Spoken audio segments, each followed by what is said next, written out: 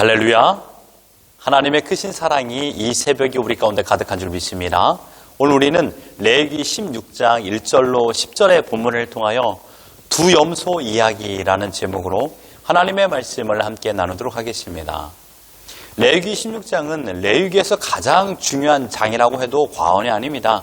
16장은 대속죄일에 관한 내용입니다. 앞선 레위기 4장과 5장 그리고 6장에서 속죄제에 대하여 상세한 설명을 이미 들었습니다. 하나님께서 왜 이토록 속죄제를 심도 있게 말씀하셨을까요? 속죄제는 말 그대로 죄를 처리하는 제사이기 때문입니다. 속죄제는 정화작용이라고 볼 수 있습니다. 그 목적은요, 정결입니다. 속죄제는 그래서 피를 사용하여 죄를 씻게 되는 것입니다. 속죄제는 짐승의 피를 가지고 죄로 인하여 더러워진 인간의 마음을 씻는 것입니다. 그런데 대속죄일은 무엇을 의미할까요? 속죄제에서 처리하지 못한 죄들을 1년에 한 번 대속죄일을 정하여 한꺼번에 처리하는 날입니다. 대속죄일에 드려지는 속죄제의 대상은 이스라엘 백성 전체입니다. 이번 한 번의 속죄제를 통하여 이스라엘 전체의 정결함을 회복하게 하는 것입니다. 마치 우리가 집에서 샤워를 하면 몸에 있는 때를 벗겨낼 수 없지 않습니까? 물론 몸에 있는 땀과 먼지는 제거가 됩니다. 그러나 대중목욕탕이나 사우나에 가서 따뜻한 욕조에 몸을 10분 정도 담그고 나서 몸에 곳곳에 숨은 때를 벗기듯이 대속죄일은 미처 처리하지 못한 죄들의 오염들을 한꺼번에 씻어내는 제사라는 것입니다. 대속죄일은 아주 특별한 출입, 그것도 지성소에 출입할 수 있는 유일한 날입니다. 본문 2절을 보십시오. 여호와께서 모세에게 이르시되 내 형 아론에게 이르라 성소의 휘장 안 법궤 위 속죄소 앞에 아무 때나 들어오지 말라. 그리하여 죽지 않도록 하라. 이는 내가 구름 속에서 속죄소 위에 나타남이니라. 이 말씀은 지성소에 절대 들어오지 말라는 말씀이 아니라 하나님께서 정해주신 특별한 날, 대속죄일에만 특별한 사람만 들어올 수 있다라는 명령입니다. 대속죄일은 언제입니까? 29절을 보면 너희는 영원히 이 규례를 지킬지니라. 일곱째 달 곧 그 달 10일에 너희는 스스로 괴롭게 하고 아무 일도 하지 말되 본토인이든지 너희 중에 거류하는 거류민이든지 그리하라. 매년 7월 10일이 대속죄일입니다. 그리고 34절을 보면요. 이는 너희가 영원히 지킬 규례라. 이스라엘 자손의 모든 죄를 위하여 1년에 한 번 속죄할 것이니라. 아론이 여호와께서 모세에게 명령하신 대로 행하니라. 제사장은 성소에서 여러 가지 제사를 드리게 됩니다. 하지만 지성소는 휘장으로 가리워져 아무도 들어올 수 없는 곳입니다. 지성소에는요, 언약궤, 오늘 본문의 표현으로 보면 법궤가 있습니다. 법궤의 위를 덮는 덮재가 속죄소입니다. 속죄소는 순금으로 만들어졌고 양쪽에 마주하여 날개를 편 한 쌍의 그룹 이렇게 되어 있는 거죠. 양쪽으로. 그러니까 천사 형상으로 되어 있는 조형물이 설치되어 있습니다. 속죄소는 양쪽의 천사의 날개가 서로 맞닿으면서 이쪽과 이쪽이죠. 이렇게 맞닿으면서 이 안에 공간이 생깁니다. 이 공간이 속죄소라는 것입니다. 속죄소의 다른 말은 시온자라고 말합니다. 이곳을 출입하는 것은 오로지 1년에 한 번 대속죄일에 그것도 대제사장만 지성소에 들어갑니다. 자신의 죄와 이스라엘의 죄를 위하여 속죄하는 것입니다. 이것이 대속죄일입니다. 속죄소는 하나님께서 머무시는 장소입니다. 이번 2절 하반절에 보면 이는 내가 구름 가운데 속죄소 위에 나타남이니라 라고 말했습니다. 여기서 구름이 뜻하는 것은 하나님께서 지성소의 속죄소 위에 임재하심을 나타내는 하나님의 영광의 구름을 가리키는 것입니다. 성경에서 나오는 구름은 거의 대부분 하나님의 임재의 상징물이었습니다.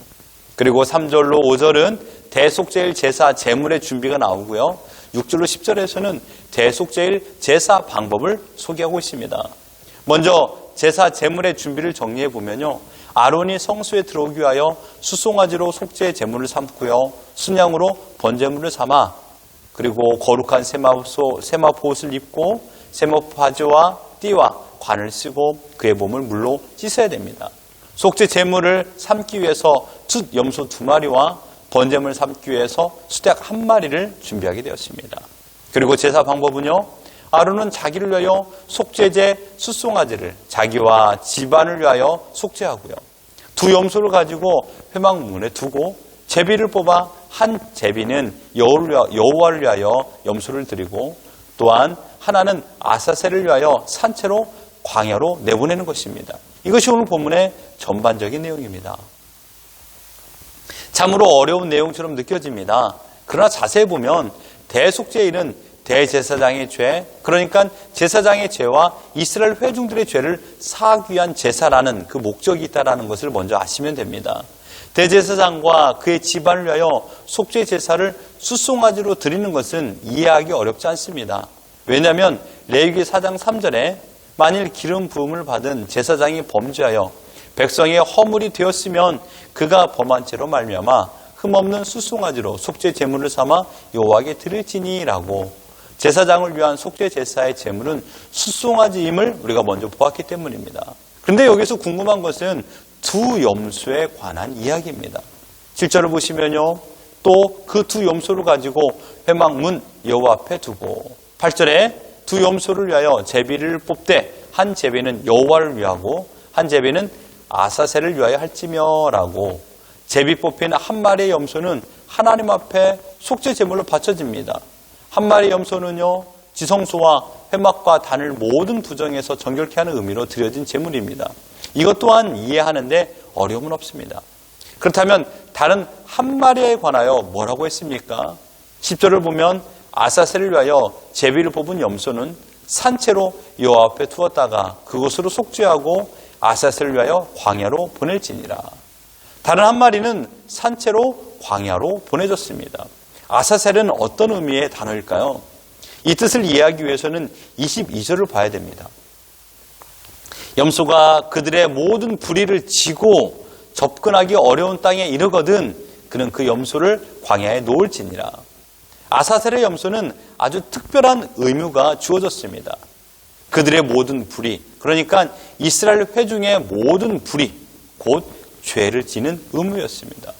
그리고 접근하기 어려운 땅이라고 했는데 말 그대로 광야 중에서도 사람의 인적이 닿을 수 없는 곳, 그러니까 바위투성이의 낭떠러지 땅에 그 염소를 풀어놓는 것입니다. 이 염소는 어떻게 될까요? 바위 낭떠러지에서 떨어져 죽게 되는 것입니다. 이렇게 아사셀로 보내지는 염소가 죽임으로 말미암아 이스라엘의 모든 죄를 완전히 소멸시키는 상징적인 제사 의식이 되는 것입니다. 그렇다면 아사셀의 염소가 상징하는 것은 무엇일까요? 우리를 위하여 바위 언덕 십자가에 매달려 죽으신 예수 그리스도를 상징하고 있습니다. 예수 그리스도 대속적인 죽음을 예표하고 있는 것입니다. 예수 그리스도께서는 하나님의 백성의 모든 죄악을 지고 거친 바위굴로 내어 보내졌습니다. 죽음의 낭떠러지를 향하여 십자가를 지고 가셨습니다.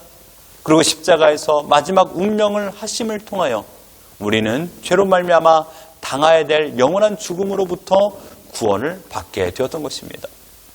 아론은 분명 자신의 죄를 위하여 숫송아지를 속죄 제물로 드려야 됐습니다. 하지만 그리스도께서는 죄가 없으신 분으로 하나님의 모든 의를 이루기 위하여 자기 백성을 대표하여 하나님께서 베푸시는 속죄 세례를 받으신 것입니다.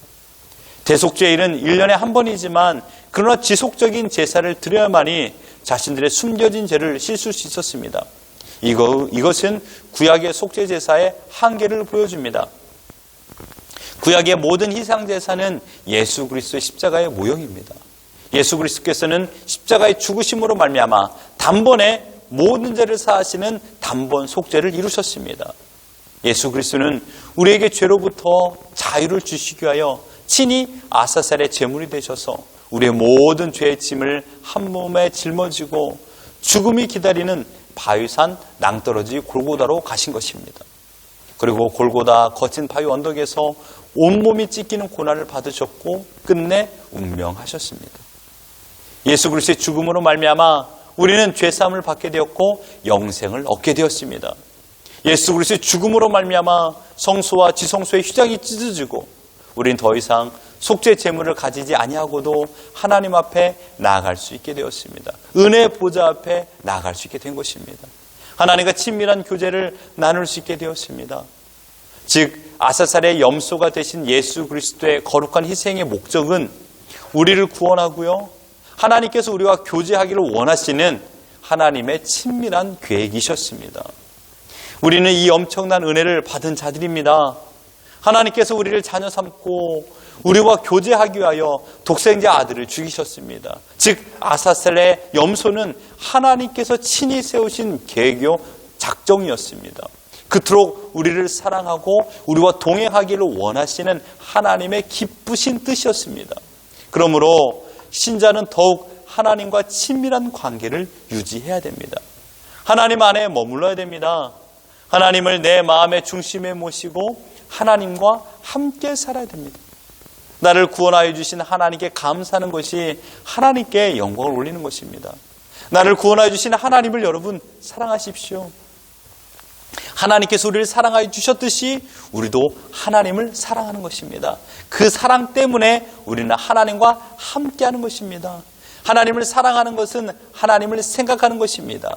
하나님을 사랑하기 때문에 오늘의 형편을 허락하여 주심에 감사하는 것이요, 이 감사가 하나님의 절대 주권을 인정하는 것입니다. 이것이 두 마리 염소의 이야기의 주제입니다.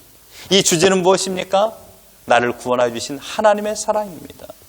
그러므로 여러분, 오늘 하루의 모든 삶 가운데서 우리 자신의 숨겨진 모든 죄악을 예수 그리스도 이름 앞에 낱낱이 고백하십시오.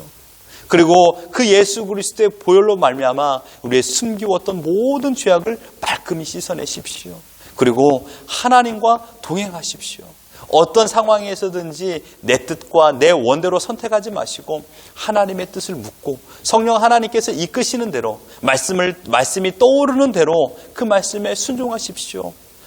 제일 먼저 우리가 하지 말아야 될 것은요, 원망과 불평입니다.